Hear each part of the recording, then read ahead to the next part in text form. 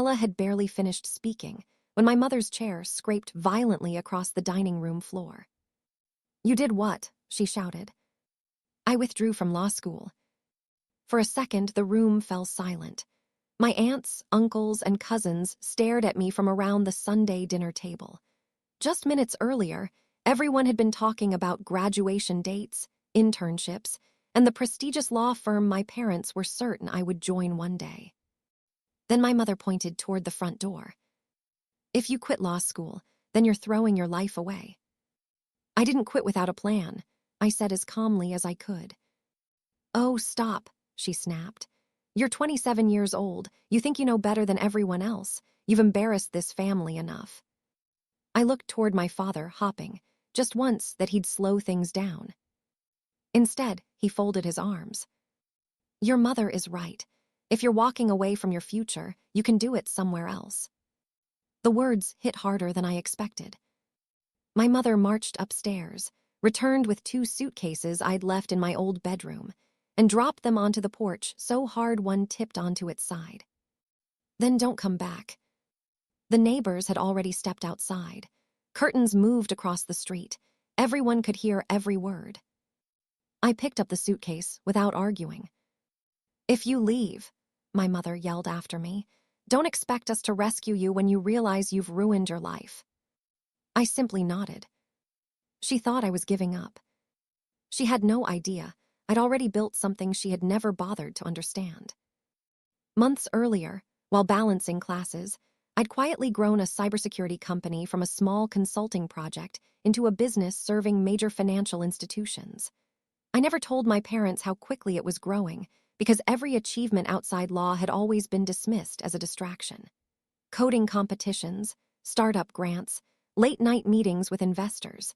They called them childish hobbies that would disappear once I became a real lawyer. So I stopped trying to convince them. Instead, I signed one final document on my phone while standing beside the taxi. Nobody noticed the notification that appeared across the screen. "Closing confirmed. Welcome, Ms. Bennett." I zipped my suitcase, looked back at the house one last time, and quietly said, "I won't be coming back." As the taxi pulled away, my phone vibrated again. This time, the message contained just 4 words. "Welcome home, Ms. Bennett." Ella landed in Miami just after sunrise. The warm air felt nothing like the cold silence she'd left behind. A black SUV waited outside the terminal. The driver stepped forward. "Good morning, Ms. Bennett." She smiled politely. "Good morning." He loaded her luggage without asking where she was going. He already knew. During the drive, Ella watched the skyline grow larger through the tinted window. Palm trees lined the streets. Boats drifted across Biscayne Bay. It was the first morning in years that nobody expected her to explain herself. 25 minutes later, the SUV stopped beneath an elegant glass tower overlooking the water. A uniformed concierge opened the entrance before Ella reached the door. "Welcome home, Ms. Bennett." The words made her pause. Not because they surprised her, because nobody had ever said them with genuine warmth before. Inside, another employee handed her a small leather folder. "Congratulations on your closing. Everything has been prepared exactly as requested." She thanked him quietly. The private elevator opened using only her key card. When the doors slid apart again, she stepped directly into her penthouse. Floor-to-ceiling windows stretched across the living room, revealing the Atlantic Ocean on one side and the glittering Miami skyline on the other. The space was elegant but understated. No gold statues. No oversized chandeliers. Just clean architecture, natural light, and a peaceful silence she'd never experienced growing up. She slowly walked toward the balcony. For the first time since leaving home, she allowed herself to breathe. Her phone buzzed. "Mom." She stared at the screen until it stopped ringing. Seconds later, "Dad." She let that call go too. Then came 3 messages from relatives. "Your mom says you left because you couldn't handle law school." Call us before you make things worse. Please tell us this isn't true. Ella placed the phone face down on the kitchen island. Years ago, she'd tried telling her parents about winning a national coding competition. Her mother barely looked up from washing dishes. That's nice, she'd said. Now get back to studying tort law. When she'd earned a 6-figure government innovation grant, her father called it playing with computers. Even after signing her first corporate client, they insisted she'd eventually grow out of this startup nonsense. So she stopped sharing. She attended investor meetings between lectures. She built software at night. She hired employees without telling anyone. Every milestone became another secret. Not because she wanted to hide success, because she wanted to know whether her family could ever value asterisk her without attaching a prestigious title to her name. Now she finally had her answer. Late that afternoon, she unpacked the last suitcase. Instead of decorating with expensive artwork, she placed one framed photograph on a bookshelf. It showed 12-year-old Ella standing beside her parents after winning a regional science competition. Neither parent was looking at her. Both were reading a brochure from a law school outreach program. She smiled sadly before setting the picture down. I'm done chasing something that never existed. 3 days passed peacefully. Then, on Monday morning, Ella picked up her phone. 43 missed calls. 21 text messages. 8 voicemails. Every single one came from relatives who hadn't spoken to her the day she'd been thrown out. She frowned. What changed? Ella stared at the flood of missed calls for nearly a minute before setting her phone back down. She already knew this wasn't concern. It was curiosity. People who had watched her get thrown out without saying a word suddenly wanted answers. She ignored every voicemail. Instead, she made herself breakfast and opened her laptop. A message from her executive assistant appeared. Board meeting confirmed. Acquisition integration begins Thursday. Ella typed back, I'll be there. Nothing else. She refused to let family drama interrupt the business she'd spent 6 years building. That afternoon, nearly 800 miles away, Diane Bennett was holding court in her sister's backyard during another family gathering. Everyone had heard about Sunday. Diane made sure of it. I told her exactly what she needed to hear, Diane declared, sipping iced tea. If she thinks quitting law school is acceptable, she's mistaken. One cousin frowned. Did she say what she's planning to do now? Diane laughed. Oh, please, she doesn't have a plan. Richard nodded. She'll come crawling back once reality hits. Several relatives exchanged uneasy looks. Most of them had watched Ella work herself to exhaustion for years. Giving up never seemed like her. Before anyone could respond, 16-year-old Ava walked into the yard carrying her phone. Aunt Diane. What? I think I just saw Ella. Diane rolled her eyes. I'm sure you didn't. No, look. She handed her the phone. The screen showed a short social media clip posted by someone vacationing in Miami. The video wasn't about Ella. It featured the city's waterfront skyline. But for barely 3 seconds, a woman stepped out of a sleek black SUV in front of one of Miami's most exclusive residential towers. The camera caught her profile. Then her face. That's Ella, Ava whispered. Everyone leaned closer.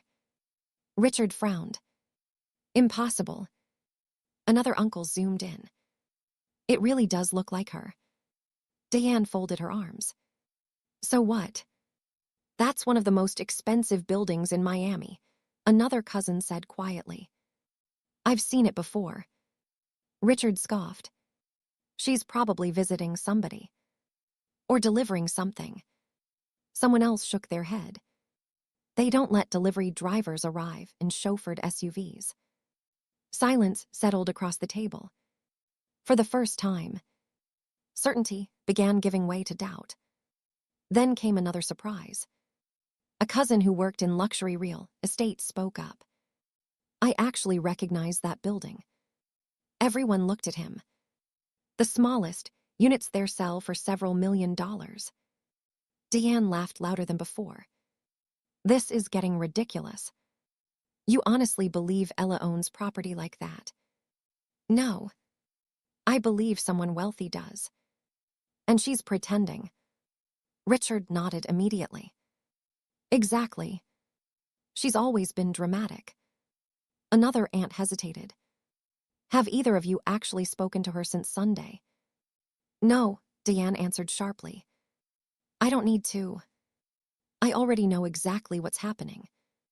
By evening, the story had spread through nearly the entire extended family. Some believed Ella had secretly married someone rich. Others guessed she'd found a billionaire boyfriend. A few whispered something far worse. What if she's involved in something illegal? People don't suddenly end up around that kind of money. Every rumor became more outrageous than the last. Not one person simply asked Ella the truth. Miles away, Ella finally checked her messages. One stood out. Mom, stop embarrassing this family. Call me immediately. Ella sighed. She didn't feel angry anymore. Only tired. She opened her contacts. Instead of calling, she typed a single message. My address isn't a secret. If you want answers, you're welcome to visit. She pressed send, then locked her phone. 3 weeks later, a black sedan rolled beneath the entrance canopy of Ella's Miami high-rise. Deanne climbed out first. Richard followed. Both stared upward at the towering glass building, disappearing into the Florida sky. Neither of them spoke. The doorman stepped forward. May I help you? Richard cleared his throat. We're here to see our daughter. The doorman glanced at his tablet, then smiled politely. Of course. The elevator doors opened with a soft chime. Deanne stepped out first, her heels clicking against polished marble. Richard followed, scanning the expansive foyer with narrowed eyes. Neither spoke. The concierge smiled politely. Ms. Bennett is expecting you. Diane stiffened. She expected us. Yes, ma'am. He gestured toward another private elevator. This one goes directly to her residence. Richard glanced at his wife. I thought you said she was bluffing. Diane didn't answer. The elevator climbed silently. With every passing floor, the knot in Richard's stomach tightened. Finally, the doors opened. Ella stood in the entryway. She wasn't dressed to impress. No designer gown. No expensive jewelry. Just tailored cream slacks, a navy blouse, and the same calm expression she'd worn the day they threw her out. Hi, Mom. Hi, Dad. Neither parent moved. Ella stepped aside. You came a long way. You might as well come in. The moment they entered, both stopped. The living room stretched toward floor-to-ceiling windows, overlooking Biscayne Bay. Luxury yachts drifted below. The afternoon sun reflected across the water. Everything inside felt elegant without trying to prove anything. Richard slowly turned in a circle. This. He couldn't finish the sentence. Diane walked toward the windows. You're renting this. Ella smiled gently. No. You borrowed it. No. Someone lets you stay here. Ella shook her head again. I own it. Silence. Diane laughed nervously. That's impossible. Ella didn't argue. She simply walked to a nearby cabinet and retrieved a leather folder. I figured you'd ask. Inside were the closing documents. The deed.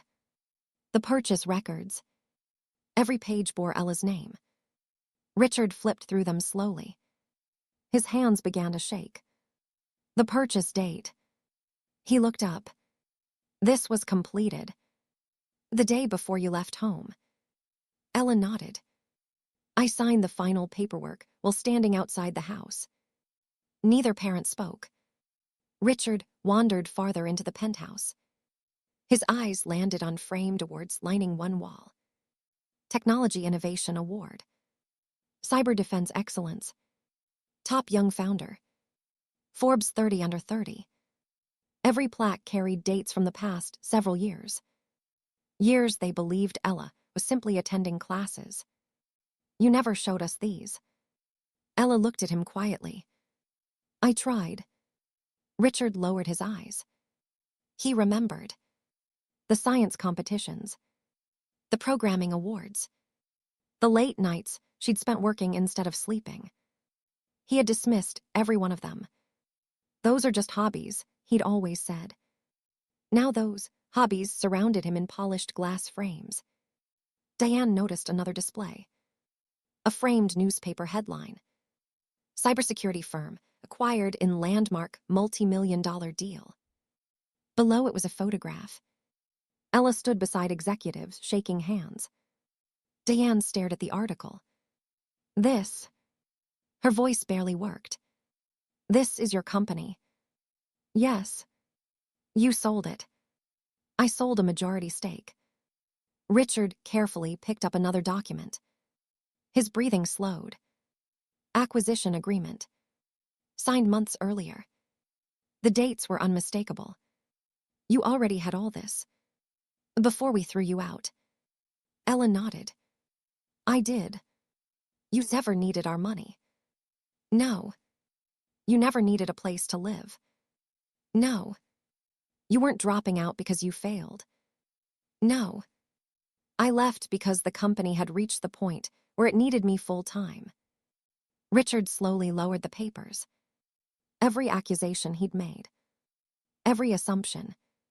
Every harsh word. None of it had been true. He sank into a chair without realizing it. Ella walked toward the kitchen. I wasn't hiding success because I was ashamed. She poured 3 glasses of water. I was hiding it because I wanted to know whether you'd ever believe in me before knowing how much I was worth. Neither parent could answer. The silence hurt more than any argument. Then, the intercom chimed. Ella glanced toward the control panel. The concierge's voice came through. Ms. Bennett. She pressed the button. Yes. Your investors have arrived. Ella smiled politely. I'll be right down. She looked back at her parents. If you'll excuse me. Ella set the glass on the counter before turning back toward her parents. I'll ask them to wait. She pressed the intercom again. Please give us 10 minutes. Of course, Ms. Bennett. The line went quiet. For a long moment, no one spoke. The only sound came from the waves rolling across Biscayne Bay, beyond the glass walls. Finally, Diane sat down. Her hands trembled as she looked around the penthouse. I don't understand. Ella pulled out a chair across from them. What don't you understand? You built all of this. She looked down. And we never knew. Ella nodded. You never wanted to know. Richard slowly removed his glasses. When did this company even start? My 2nd year of law school. You managed a company while attending classes. I managed both until I couldn't anymore. She folded her hands on the table. The acquisition negotiations lasted almost a year. Richard frowned. That's why you kept traveling. Yes. I thought you were wasting weekends. I was meeting investors. He shut his eyes. I remember. He remembered criticizing every canceled family dinner, every late-night phone call, every business trip, every time he'd accused her of being distracted. None of those trips had been excuses. They had been work. Real work. Successful work. I never even asked what you were building, he whispered. No. You assumed. Diane finally looked directly at her daughter. Why didn't you just tell us? Ella smiled sadly. I tried. She stood and walked toward a bookshelf. From one drawer, she removed a small stack of envelopes. I kept these. She handed them to her mother. Inside were newspaper clippings, technology awards, business competition victories, startup accelerator acceptance letters. Everyone had handwritten notes. Thought you'd be proud of me. None had ever been mailed. I'd write these after every milestone. Ella's voice stayed calm. I never sent them. Why? Because every time I started, I could already hear what you'd say. She looked at both of them. That's nice. Now get back to law school. Diane covered her mouth. Tears finally spilled down her cheeks. I really said that. More than once. Richard lowered his head. I thought I was protecting your future. Ella shook her head gently. You were protecting the future you chose for me. A knock sounded at the front door. Ella opened it. 3 investors entered, each dressed in business attire. One extended his hand. Good afternoon, Ella. Good afternoon. Richard immediately recognized one of them. He had seen him interviewed on financial television countless times. The investor smiled warmly. We've been reviewing expansion into Europe. We're excited to move forward. Another added, your leadership has exceeded every projection since the acquisition. Richard stared in disbelief. These weren't people doing Ella a favor. They worked with her because they respected her. After a few minutes, Ella apologized. I just need another moment with my parents. Take your time, one investor replied. We'll wait in the conference room. As they disappeared down the hallway, Diane whispered, They answer to you. Ella smiled. We answer to each other. When the apartment grew quiet again, Richard stood. I owe you an apology. Ella remained silent. I spent years believing success had only one definition. He looked around the room. I never saw you. I only saw the version of you I wanted. Diane reached across the table. I can't take back what I said. No. I can't take back throwing you out. No. But I wish I could. Ella looked at her mother for several seconds. I believe you. Diane's shoulders shook with relief. But believing you isn't the same as pretending it never happened. Her mother nodded through tears. I understand. News of the visit spread through the family within days. Not because Ella told anyone. Her parents did. For the first time in years, they admitted they had been wrong. When relatives learned the truth, the conversations changed completely. The same people who had quietly accepted Diane's version of events now realized they had judged Ella without asking a single question. Several cousins called to apologize. One aunt admitted, I should have defended you that day. Ella accepted every sincere apology. She didn't demand explanations. She simply appreciated honesty. Richard and Diane found that rebuilding trust was much harder than losing it. Phone calls became occasional coffee meetings. Coffee meetings slowly became conversations. The relationship never returned to what it had been. Instead, it became something entirely different. For the first time, they listened before giving advice. For the first time, they asked questions before making assumptions. For the first time, they saw Ella as an adult whose success didn't need their approval to be real. Months later, Ella stood on the balcony of her Miami penthouse after another successful board meeting. The city stretched endlessly beneath her. She thought back to the day 2 suitcases landed on her parents' porch. That moment had felt like losing everything. Instead, it became the day she finally stopped chasing validation from people who refused to see her. She hadn't won because she became wealthy. She had won because she chose her own future and had the courage to keep building it, even when the people closest to her believed she'd failed. The day my mother told me never to come back, she believed she was throwing away a daughter who had ruined her life. Instead, she had pushed away the daughter who had already built one.